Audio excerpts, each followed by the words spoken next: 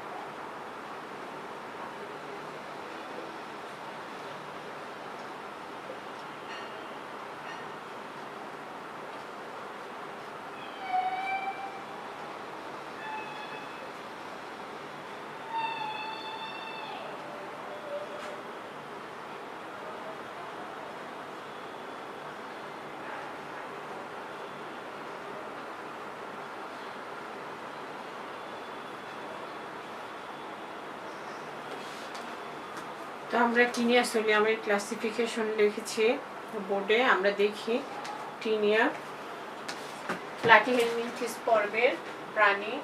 Platyhelminthes পর্বের প্রাণীতে আমরা জানি যে সবাই ডরসোভেন্ট্রালি ফ্ল্যাটেন্ড হয় এবং এর ক্লাস পড়েছে সিস্টোডার মধ্যে।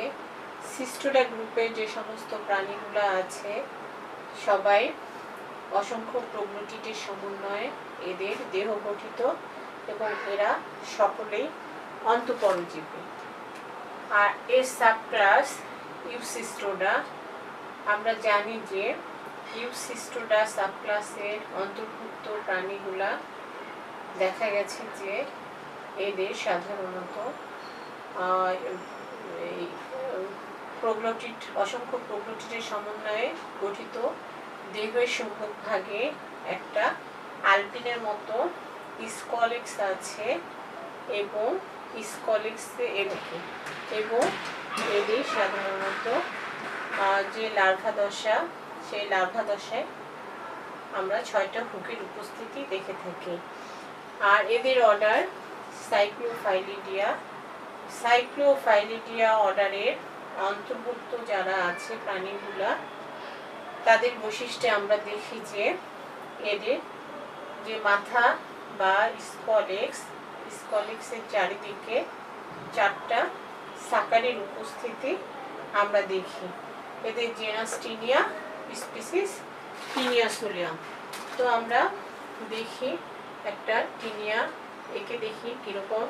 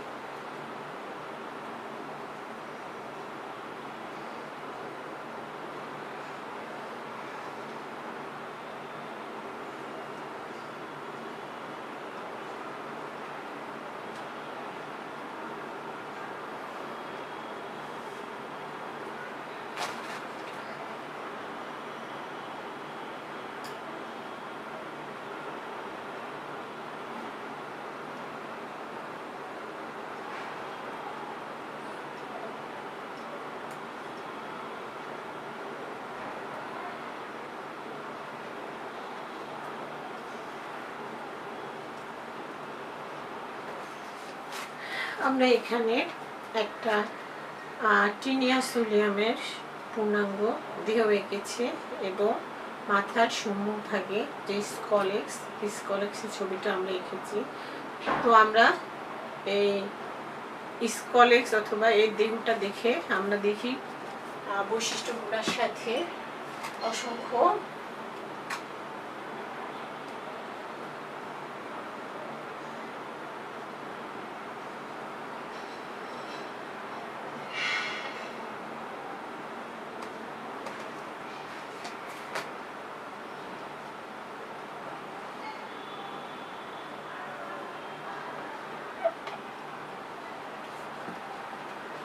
আমরা দেখি যে এই একটা টিনিয়া সোলিয়াম সম্মুখ ভাগে স্কলেক্স বা আলপিনের মতো একটা মাথা, ছোট্ট একটা গ্রীবা বা নেক, তার পরবর্তী যে দেহের অংশটা সেটাকে আমরা পুরোটাকে আমরা স্ট্রবিলা বলি। এবং এই স্ট্রবিলাটাই দেখা গেছে যে অসংখ্য প্রোগ্লুটিডের সমন্বয়ে এর স্ট্রবিলা গঠিত। এবং আমরা দেখেছি যে এই স্কলেক্সের যখন আমরা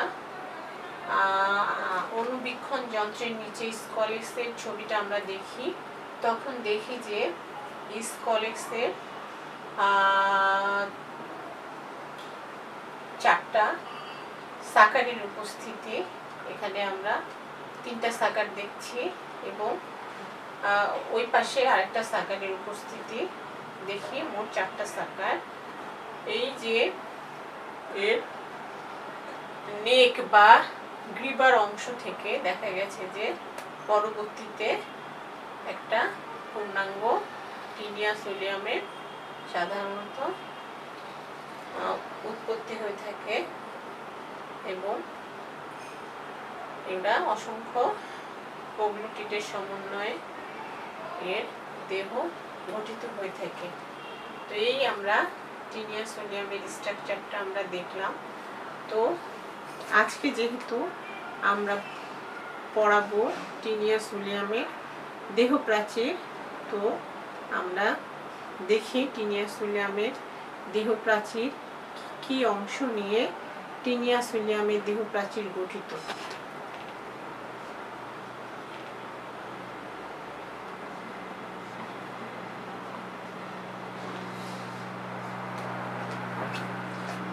টিনিয়া সোলিয়ামের দেহ প্রাচীর দেখা গেছে যে 4টা স্তরে বিভক্ত। আমরা স্তরের নামগুলা দেখি। টিনিয়া সোলিয়ামের দেহ প্রাচীর আমরা দেখলাম 4টা স্তরে বিভক্ত। একদম উপরের দিকে যে স্তরটা সেটাকে আমরা টেগুমেন্ট বলি এবং টেগুমেন্টের নিচে বেসমেন্ট মেমব্রেন অবস্থিত এবং বেসমেন্ট মেমব্রেনের ঠিক নিচে পেশি স্তর, 2টা পেশি স্তর, বৃত্তাকার পেশি স্তর,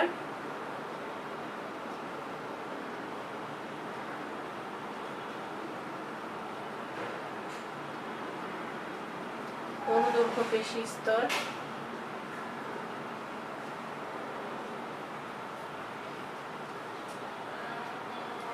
এবং সবচেয়ে ভেতরের দিকে থাকে মেসেনকাইমাল স্তর।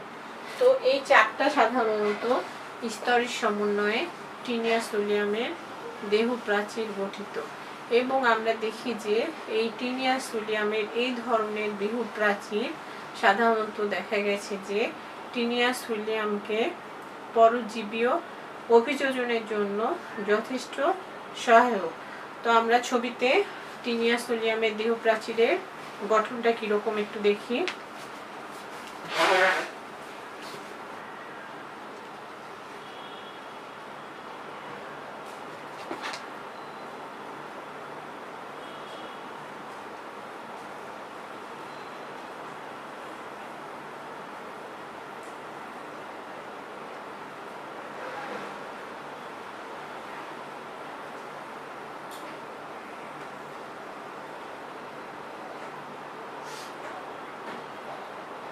এখানে আমরা সবচেয়ে বাইরের দিকে কিছু মাইক্রোভিলাইয়ের উপস্থিতি দেখি তারপরে স্তরটা টেগুমেন্ট, টেগুমেন্ট স্তর,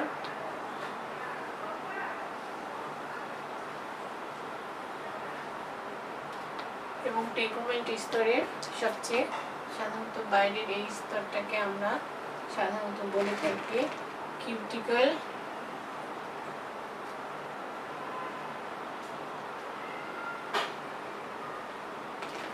কমিডিয়াল স্তর,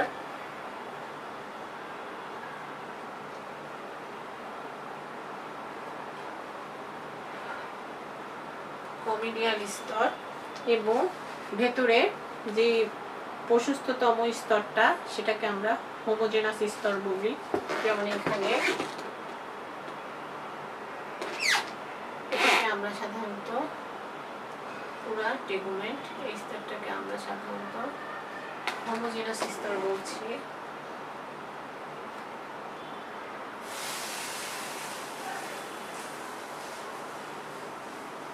হোমোজেনাস স্তর, এবং দেখা গেছে যে এই হোমোজেনাস স্তরের মধ্যে সাধারণত অসংখ্য এন্ডোপ্লাজমিক রেটিকুলাম, মাইটোকন্ড্রিয়া,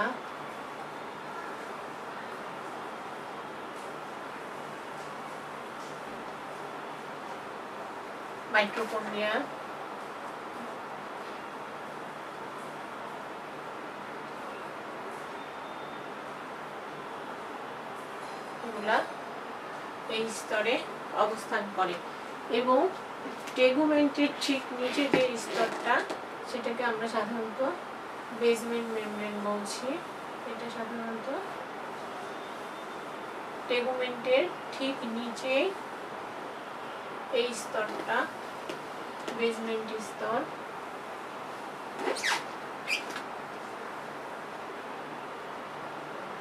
এবং বেসমেন্ট স্তরের নিচে আমরা সাধারণত পেশি স্তর দেখি, যেটাকে আমরা সাধারণত দুইটা ভাগে ভাগ করেছি, একটা বৃত্তাকার পেশি স্তর, একটা অনুদৈর্ঘ্য পেশি স্তর।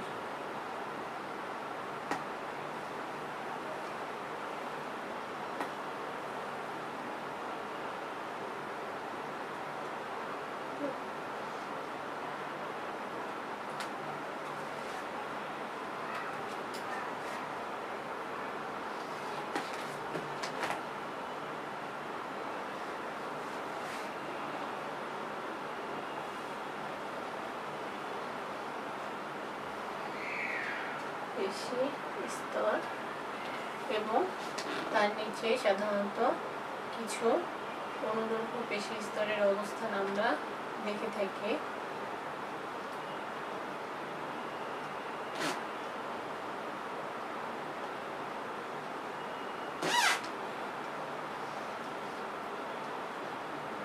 অনুদৈর্ঘ্য পেশি স্তর,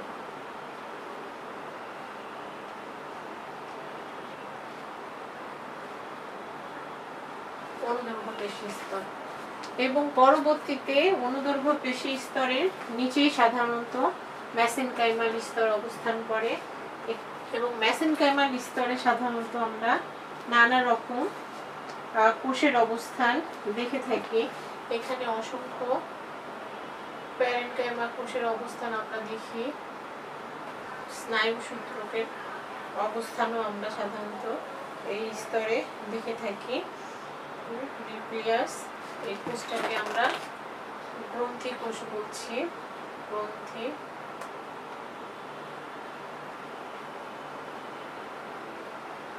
গ্রন্থি কোষ, এবং এর মাঝে মাঝে অসংখ্য প্যারেনকাইমা কোষ।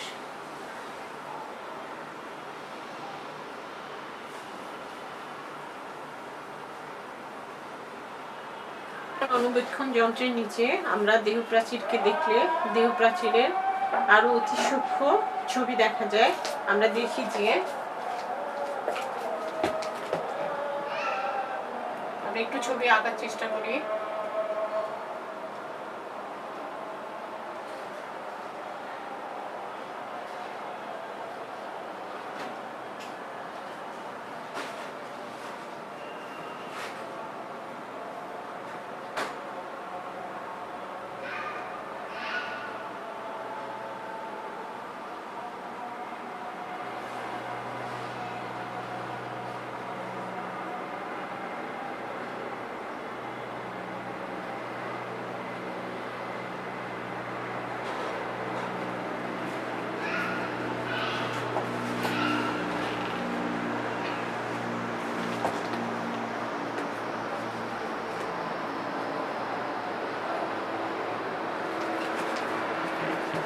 আমরা ছবিতে সবচেয়ে উপরের দিকে যে অংশটা দেখি সেটাকে আমরা সাধারণত মাইক্রোভিলাই বলি।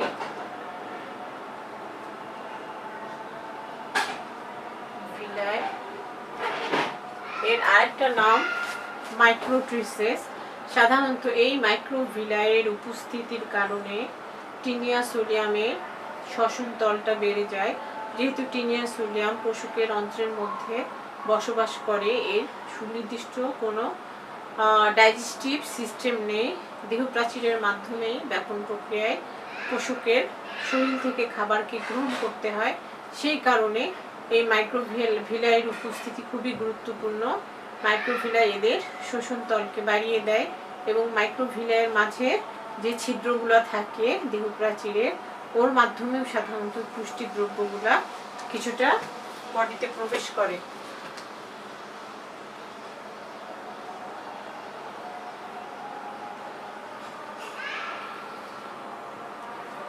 তো আমরা দেখি এটা টেগুমেন্ট স্তর। এখানে অসংখ্য মাইটোকন্ড্রিয়া,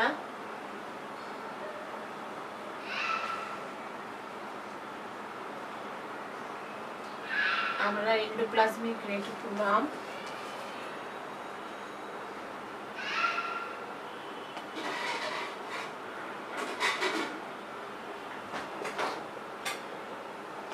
উপস্থিতি আমরা দেখে থাকি। তারপরে এই স্তরটা, তারপরে আমরা দেখি বেজমেন্ট মেমব্রেনের উপস্থিতি।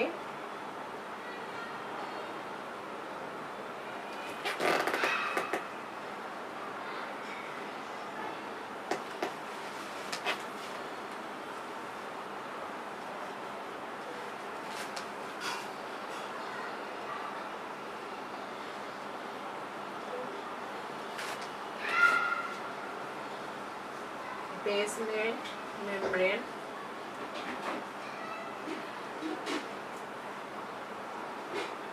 আগের ছবিতে আমরা দেখিয়েছিলাম যে এর সাধারণত এই টেগুমেন্ট স্তরটা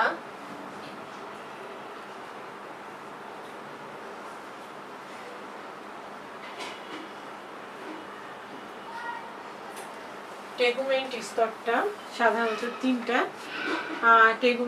তিনটে স্তরের সমন্বয়ে গঠিত। প্রথমটা টেগুমেন্টের, যেটাকে আমরা কিউটিকেলের কোমিডিয়াল স্তর বলছি, এবং এটাকে সাধারণত আমরা কিউটিকেলের কোমিডিয়াল স্তর বলছি, যেখান থেকে মাইক্রোভিলাই উৎপত্তি হচ্ছে। এটা হলো কিউটিকেলের কোমিডিয়াল স্তর, এবং মাঝের স্তরটাকে আমরা হোমোজেনাস স্তর বলছি। এবং হোমোজেনাস স্তরের নিচে যে অংশটা সেটা বেসমেন্ট মেমব্রেন। এই তিনটা সমন্বয় সাধারণত ফিতা ক্রিমের টেগুমেন্ট স্তরটা তৈরি।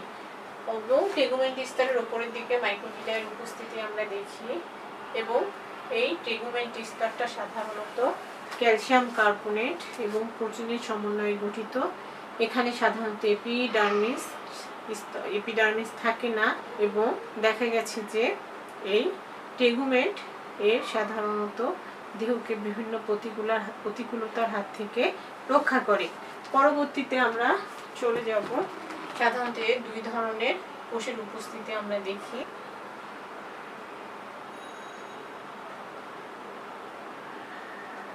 দুই ধরনের কোষের উপস্থিতি আমরা সাধারণত দেখি। একটা বৃত্তাকার পেশি, এই সাধারণত বৃত্তাকার পেশি উপস্থিতি আমরা দেখি, এবং বৃত্তাকার পেশির নিচে সাধারণত অনুদৈর্ঘ্য পেশি স্তর আমরা দেখে থাকি।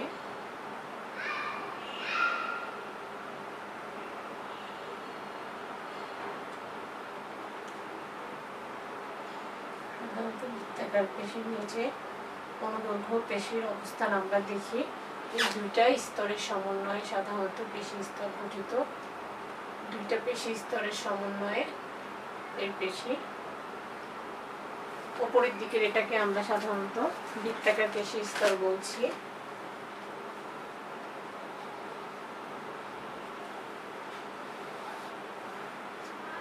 বৃত্তাকার পেশি স্তর এবং বৃত্তাকার পেশি স্তরের নিচের স্তরটাকে আমরা অনুদৈর্ঘ্য পেশি স্তর বলছি।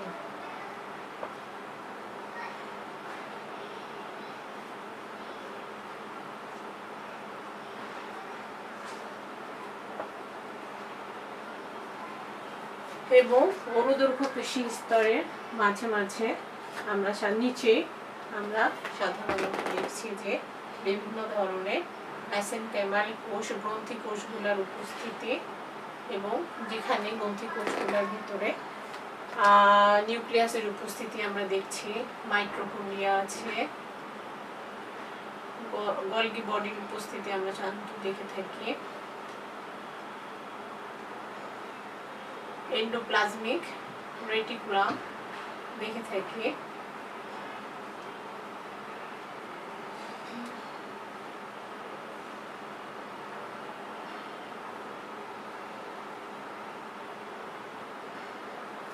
সাধারণত এন্ডোপ্লাজমিক রেটিকুলাম এই মেসেনকাইমাল কোষগুলা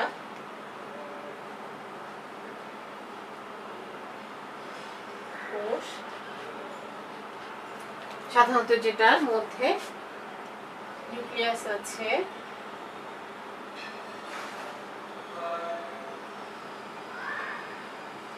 বিভিন্ন ধরনের এন্ডোপ্লাজমিক রেটিকুলাম আছে,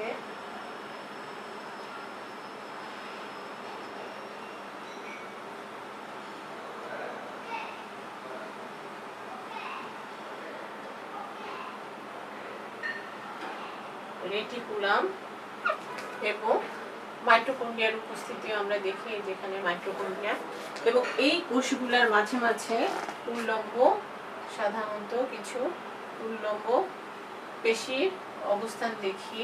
উল্লম্ব পেশি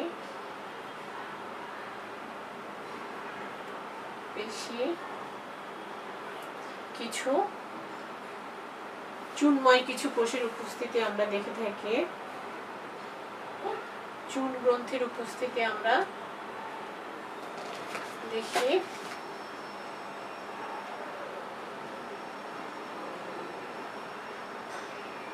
চুন গ্রন্থির উপস্থিতি আমরা দেখি। তো এই গেল সাধারণত একটা টিনিয়াস উইলিয়ামের দেহ প্রাচীর। এটা একে দেখানোর কারণ হলো, তোমরা যদি সাথে সাথে ছবিটা আঁকো তাহলে তোমাদের এই যে বডি ওয়াল বা দেহ প্রাচীর কয়টা স্তর নিয়ে গঠিত, স্তরগুলোর নাম, কোন স্তরে আবার কি কি অংশ আছে এবং কোন কোন অংশ থেকে কি কি পদার্থ সিক্রেশন হয়, এগুলা তোমরা ইজিলি বুঝতে পারবে। তো আমরা দেখি যে এই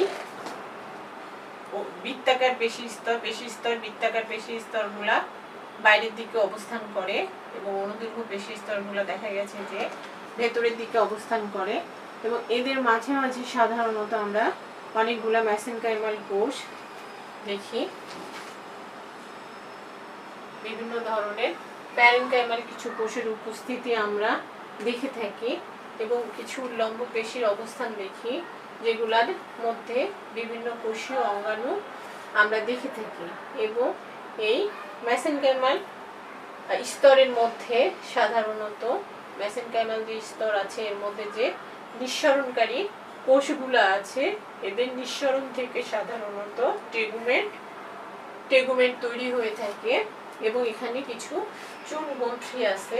চুন গ্রন্থির কিছু সিক্রেশনগুলা সাধারণত পরজীবীর যখন পশুকের পরিপাক তন্ত্রে অবস্থান করে সেখানকার অ্যাসিডীয় অবস্থা প্রশমনের ক্ষেত্রে এই চুন গ্রন্থির ভূমিকা অনেক। তো এই যে এদের দেহ প্রাচীরের স্ট্রাকচার, এদের দেহ প্রাচীরের যে কিছু বৈশিষ্ট্য, সেগুলো এদের পরজীবীয় জীবনের জন্য খুবই প্রয়োজন।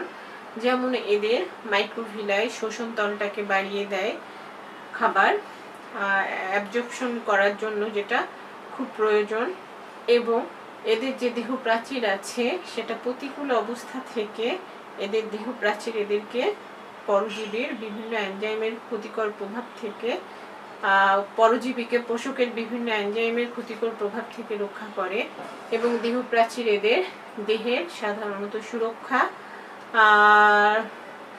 দিয়ে থাকে। পরজীবীর পোষকের মধ্যে নিউট্রাল একটা অবস্থান তৈরি করে, অ্যাসিডীয় ভাবকে প্রশমনে সহায়তা করে থাকে।